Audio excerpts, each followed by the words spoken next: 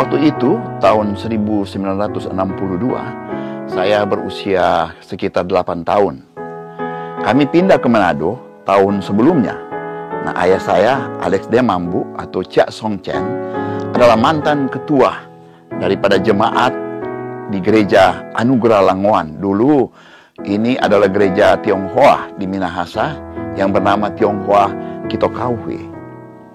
Sebelum pindah ke Manado, Bapak Alex Mambu telah bernasar ingin merintis gereja untuk orang-orang Tionghoa di Manado.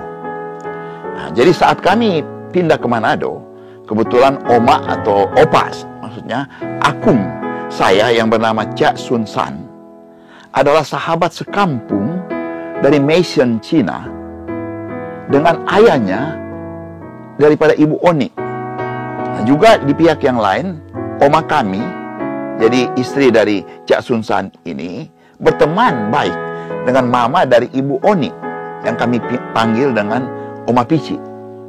Nah, kedua keluarga ini bertemu dan memulai mimpi untuk merintis gereja Tionghoa tersebut. Nah, hal ini didukung oleh Ibu Oni dan suami dari Ibu Oni sendiri, yaitu Pak Li Chorpin. Lantas bagaimana persekutuan itu berjalan? Nah, suatu hari keluarga besar kami diundang untuk menghadiri acara di toko Aneka Dharma. Acara hari ulang tahun dari Kupit Tambuwon. Nah, kalau tidak salah itu sekitar tanggal 1 Mei tahun 1962. Nah, saya ingat pertemuan itu di acara hari ulang tahun itu karena ada peristiwa yang berkesan. Yaitu waktu itu acara dihadiri juga oleh teman-teman orang-orang Tionghoa di Manado atau kenalan-kenalan dari Bapak Li Chorpin dan Ibu Oni dan teman daripada Kupit. Pada saat acara makan, tiba-tiba tanpa pemberitahuan terlebih dahulu atau sebelumnya, akung saya, Cak Sun San, diminta untuk berdoa makan.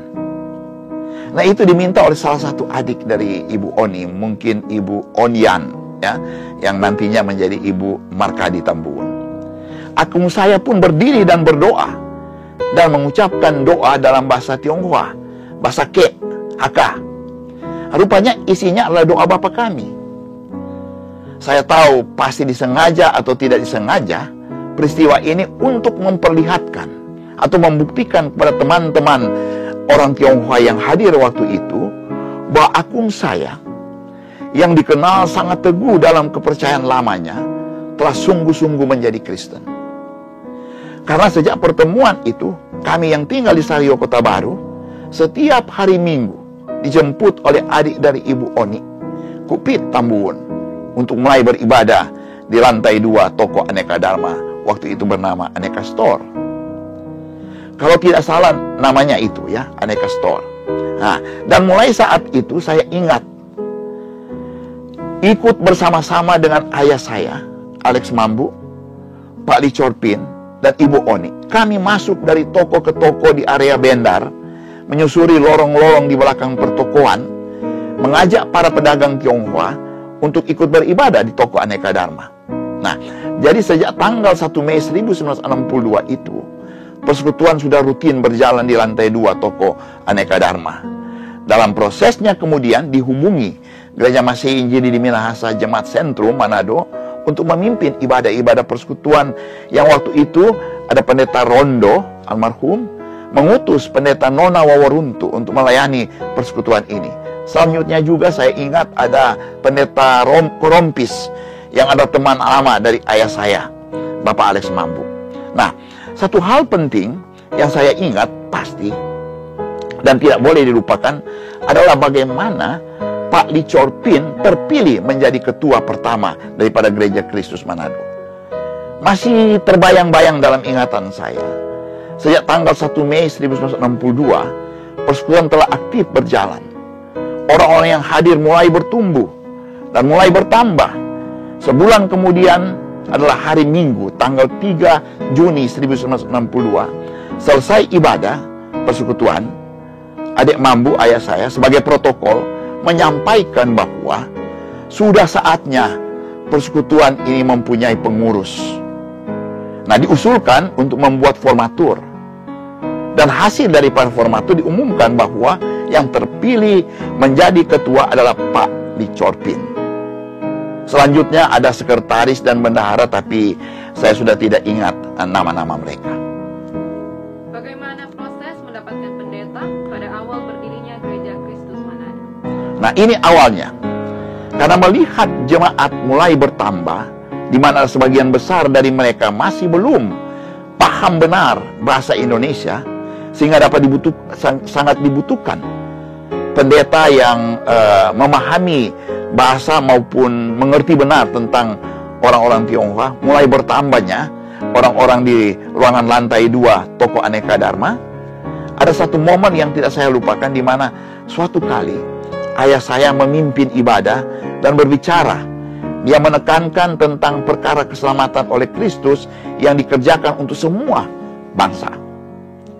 Nah, untuk memperkuat kesaksiannya bagi mereka, diceritakan pengalaman dari ayahnya, yaitu Chia Sun San, yang dididik dan dibesarkan dalam kepercayaan leluhur yang sangat kuat di Tiongkok. Bahkan merantau ke Manado dengan membawa buku-buku kepercayaannya.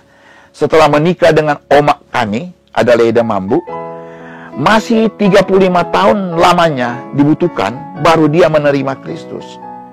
Itu karena setelah berulang-ulang kali membaca Alkitab yang berbahasa Mandarin, dia menyimpulkan bahwa apa yang disampaikan oleh Konfusius kepada sahabat-sahabatnya sebelum meninggal, Konfusius menunjuk kepada suatu bintang yang nanti yang akan muncul, itu adalah Tuhan Yesus Kristus. Nah, sejak saat itu ayah saya memberi diri ayah daripada bapak saya, Chia Sun San, memberi diri dibaptis. Pernyataan maupun kesaksian-kesaksian ini mempunyai efek bagi etnis Tionghoa yang hadir.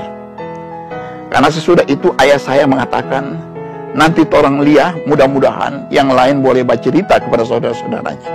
Maksudnya, saudara-saudara mereka di rumah yang masih belum Kristen. Nah, kebetulan Bapak Lee Chor-pin ini dalam usaha dagangnya pergi ke Jawa Timur.